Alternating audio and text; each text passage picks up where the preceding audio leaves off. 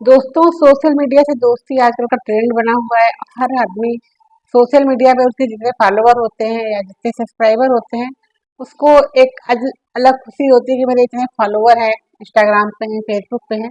आज की जो कहानी है मैं उसी इंस्टाग्राम से लेकर के आई हूँ। आप भी सुनोगे तो ताज्जुब करोगे कि क्या ऐसा भी हो सकता है। और ये कहानी बिल्कुल सच्ची है, कानपुर की सच्ची कहानी है, जो आज के ही न्यूज़पेपर में आई है और मैं आप लोगों तक लेकर के आ रही हूँ।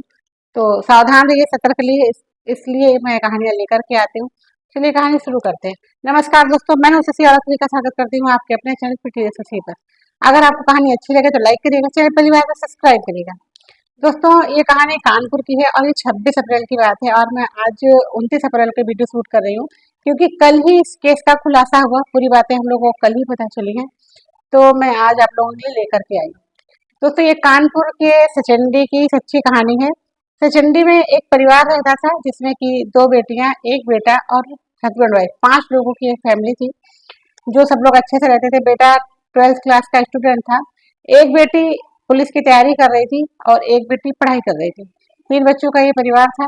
और उस परिवार में जो महिला होती है उसकी एज करीब 40 से 45 के आसपास होती है। और जो पति होता है वो डाक विभाग में होते हैं, उनके पति जो है डाक विभाग में होते हैं। 5 लोग का परिवार होता है, हंसी खुशी सब कुछ चल रही होती है।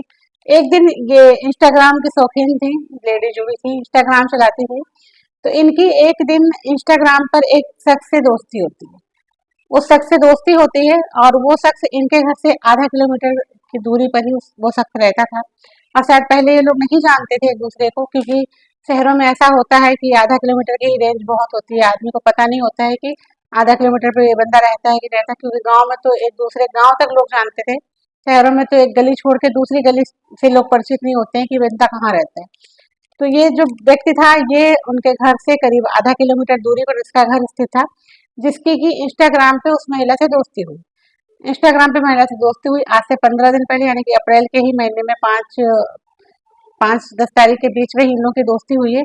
और 26 अप्रैल को ये दोनों मिलने का प्लान बनाते हैं। जैसा कि घर से आधे किलोमीटर की दूरी होती है, तो वो महिला सोचती है कि बेटी कोचिंग चली जाती थी, बेटा स्कूल चला जाता था, तो उसने उसी टाइम पीरियड में उस लड़के को अपने घर बुलाया, मिलने के लिए बुलाया। और घर आने के बाद क्या हुआ ये मैं आपको पहले बाद में बताती हूँ, पहले पूरी कहानी सुन लीजिए। घर मिलने के लिए बुलाया, अब वो बंदा वहां से चला गया। वो जो लड़का जिसको मिलने के लिए बुलाया था उसकी एज 22 वर्ष थी और उस लड़के का नाम था दीपेंद्र। भैरमपुर निवासी दीपेंद्र है, जो वही सचंडी के ही पास एक जगह लगती है भैरमपुर, ये वहाँ का है दीपेंद्र। उसको बुलाया था मिलने के लिए।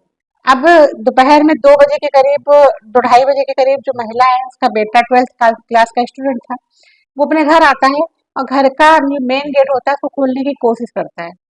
तो वो बताता है कि अक्सर करके जब मैं डोर नॉक करता था तो माँ अंदर से बोलती थी कि हाथ डाल करके कुंडी खोल लो, लेकिन उस दिन कोई आवाज नहीं आई।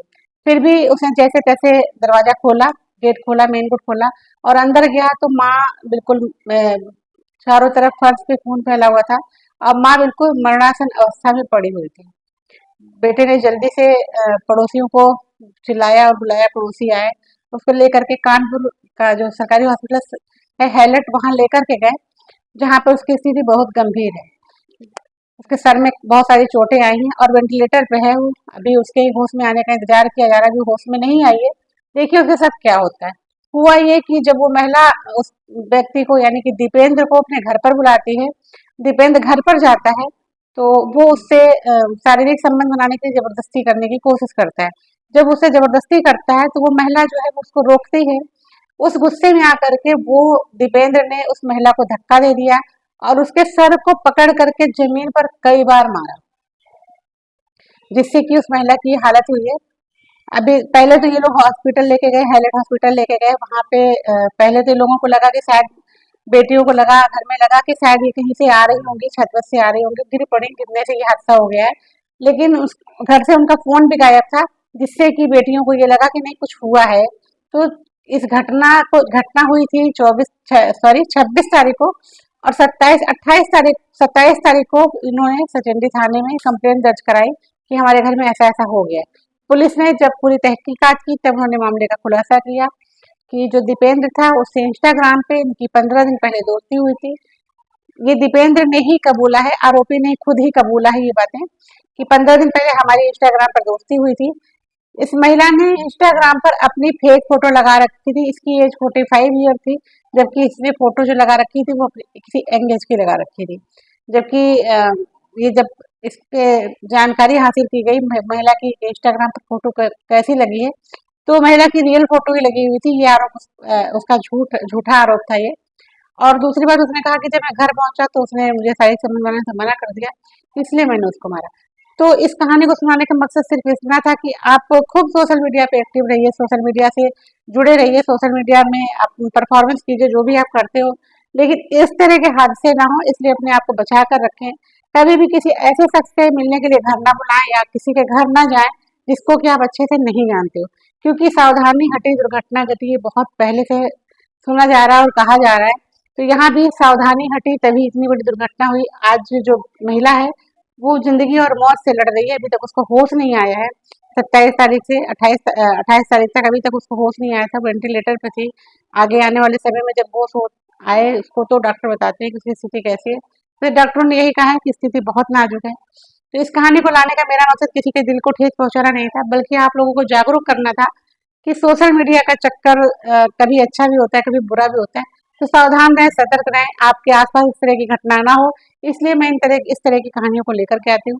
कहानी कैसी लगी लाइक जरूर करिएगा। और कमेंट में आप बता सकते हैं, अगर आप कानपुर से हैं और इस कहानी को सुन रहे हैं तो आप बता सकते हैं कि कहानी आपके आसपास क्षेत्र की तो नहीं है। तो मिलते किसी नई कहानी में, तब तक के लिए नमस्कार।